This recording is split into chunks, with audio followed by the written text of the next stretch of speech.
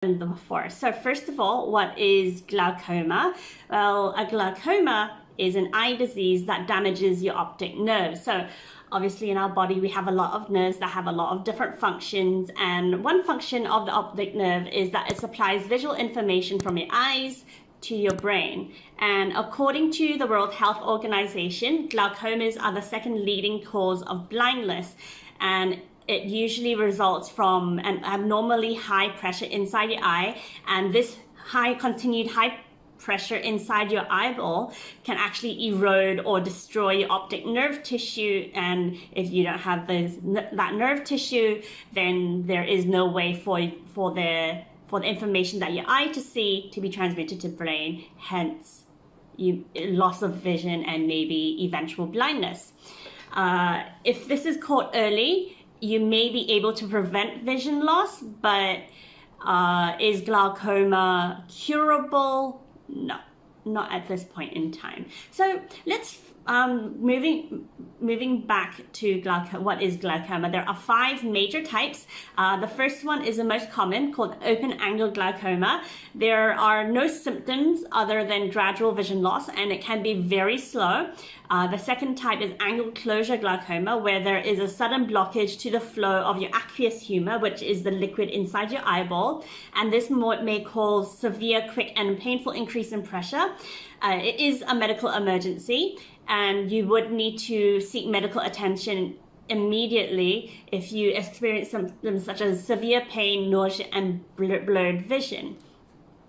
The third one is congenital glaucoma, where children are born with this disorder, and there is a defect in the angle of their eye which slows or prevents normal fluid drainage. So as I mentioned, there is a liquid or a jelly inside your eyeball, and the eyeball is kept at a constant pressure by way of having the aqueous fluid being constantly drained as well as being constantly supplied.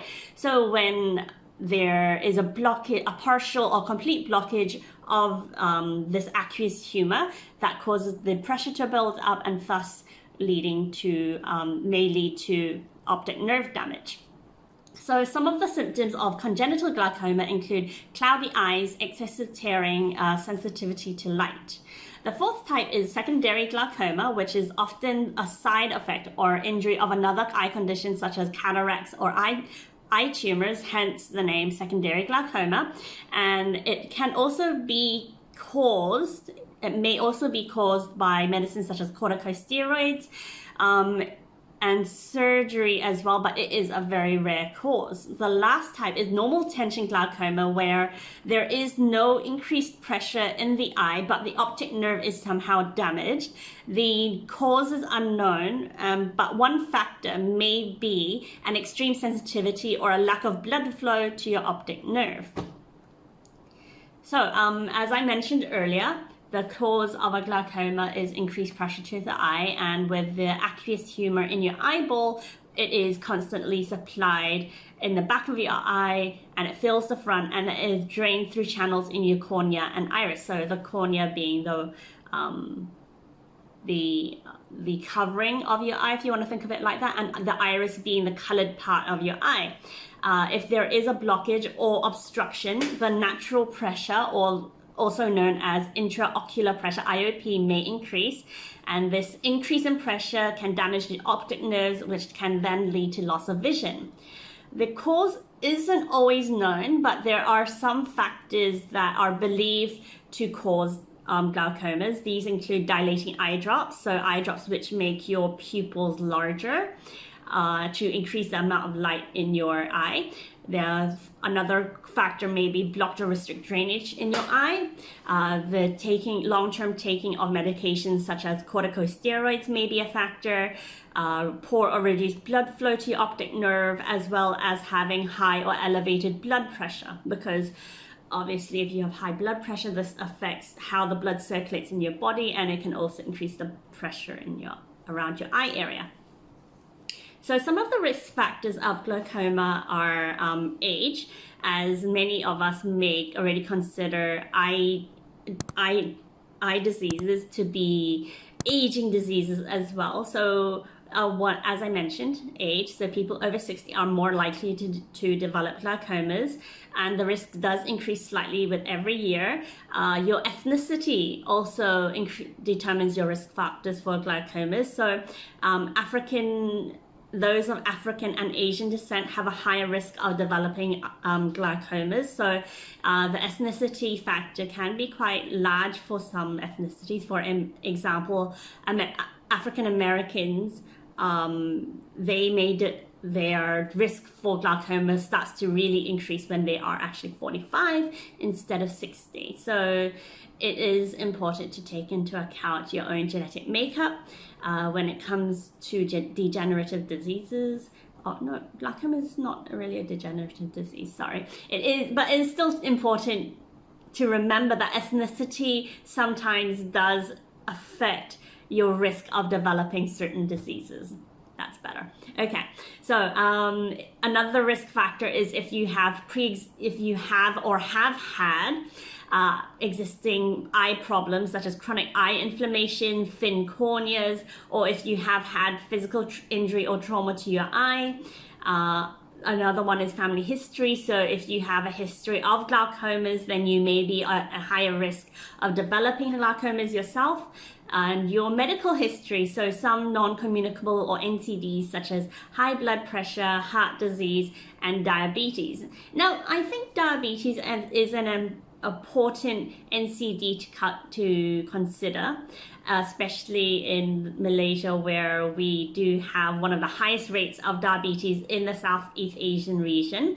So how does diabetes affect your risk of developing a glaucoma? So first, diabetes can cause something called diabetic retinopathy. So retino as in retina. So it can affect your eyes. Okay, so this is the most common form of diabetic eye disease, and it's the most common form of a diabetic eye disease. It can weaken and damage blood vessels in the retina, which is the back portion of your eye. And then this is where visual information, light enters your eye, and then the visual information hits the retina, and from the retina, the optic nerve sends the information into the brain. Fun fact, your eye actually sees everything upside down, and then your brain flips it, I guess we could say, right way up.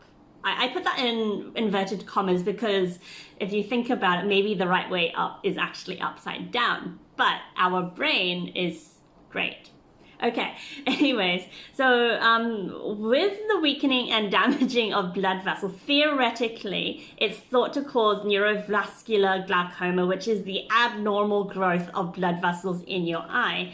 And this can actually block your eye's natural drainage system and cause the eye pressure to increase. So as I mentioned earlier, one of the causes of glaucoma is with the drainage of the aqueous humor. So if that drainage is affected by a blockage or by the abnormal growth of blood vessels in your eye, then the pressure increases and your body is all about balance. So if anything is out of balance, that means sometimes when you lack that balance, it can lead to major issues.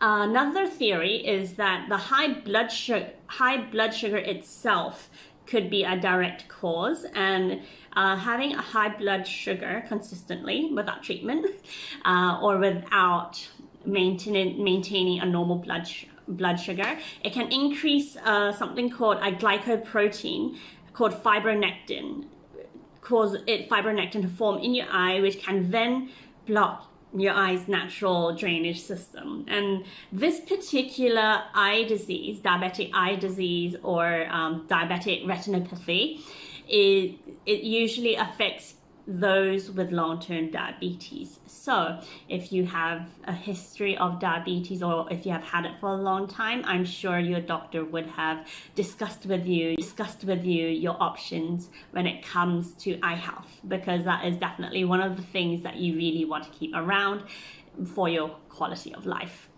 Okay, and lastly, as I mentioned, one of the causes could be certain medications. If you have been on corticosteroids for an extended period of time, this can increase the risk for secondary glaucoma, or as I mentioned, a glaucoma that is caused by another issue. All right, so moving on to the thing that we all want to really consider is prevention. So first of all, can glaucoma be prevented? Short answer is no, it can't. But what we can do is try to detect it early to stem the loss of vision. And how do we do this? We have preventative eye care appointments. And by having annual preventative eye care appointments, you could actually maybe detect the damage from glaucoma before it causes vision loss.